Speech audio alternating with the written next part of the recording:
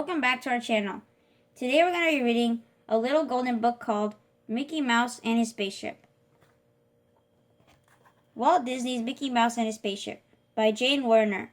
Illustrated by the Walt Disney Studio. Adapted by Milton, Banta and John Ushler. "Listen to this," said Mickey Mouse as he read from the evening paper. "Big contest. $50,000 prize for first round trip to moon." "Oh, Mickey," cried Minnie Mouse. "Think of how dangerous it would be." "Think how wonderful it would be," cried Mickey. "I hope Donald Duck and I can get our spaceship finished in time." Mickey and Donald sped up the work on their spaceship. They were building it in an old factory at the edge of town.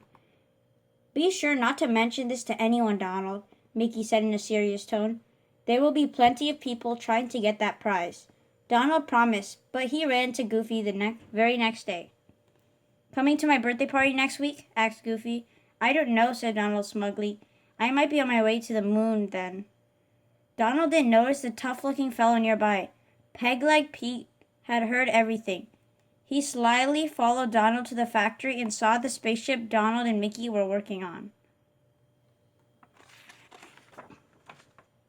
Mickey and Donald worked day and night, checking their instruments and launching gear, and finally laying in supplies. At last, everything was in order. "Tomorrow is the big day," said Mickey. "We'll need a good night's sleep." So they locked the doors and went home. As soon as they were out of sight, Peg-leg Pete went to work. In a moment, he had broken the lock and opened the doors. After another few moments, he was pushing the precious spaceship out into the night, where a big truck waited. In the morning, when Minnie and Daisy Duck drove the boys out for their secret takeoff, the spaceship was gone. Mickey and Donald were angry. "Look at these prints," shouted Donald. "One shoe print and one hole. It's Peg-leg Pete." "He better not take off," said Mickey. "He doesn't know our secret invention for reversing the rockets to get back.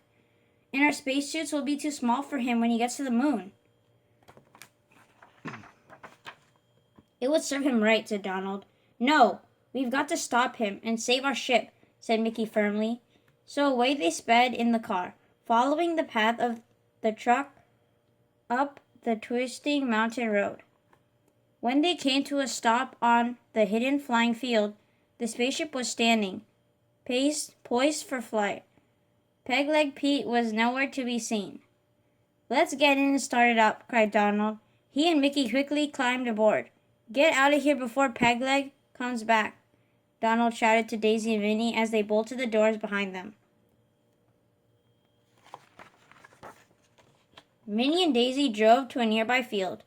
There they watched as the spaceship roared into the sky, splitting dust in a swirling cloud. "Still no sign of Peg-leg," Minnie said. "You don't suppose," cried Daisy, "that he could be aboard the ship?" "That's just where he was." After Mickey and Donald had bolted the doors, Mickey sat down at the controls and twirled the dial to take off. Then Donald pulled back on the rocket release. With an ear-splitting roar, the spaceship lurched forward, and they saw the Earth dropping away. "What the?" cried a loud voice. Then a face peered out of the baggage compartment. It was Peg-leg Pete, waving a space gun. "What are you trying to do?" he roared. "Turn this thing around. I've just discovered there's no spacesuit big enough for me on board." "We can't reverse the rockets until we get to the moon," explained Mickey Mouse. Then, before Peg-leg Pete could do any harm, Donald whacked him over the head. His heavy body sank to the floor. "What'll we do with him now?" Donald asked. "Just tie him up," said Mickey, "and pack him in with the supplies to keep him from freezing on the moon. We'll have to give him oxygen when we land." When the cold, rocky landscape of the moon loomed ahead, the two explorers were ready in their spacesuits. With a thump and a bump, the spaceship clanked to a stop. "We made it!" cried Mickey, shaking Donald's hand. "Now all we have to do is get back to Earth again." Mickey and Donald knew that Peg-leg Pete might freeze in the moon's extreme cold. There wasn't a moment to lose. With a sure touch, they twisted the screws and tightened the bolts of the rocket reverse and hurried back to the ship. "Wait!" cried Donald at the last minute. With the swing of his screwdriver, he cracked off a chunk of moon rock and tossed it into the ship before scrambling back in himself. "The oxygen's getting low," Mickey cried. "It's kept Pete going, but we'll have to get back to Earth super fast or we'll all be done for."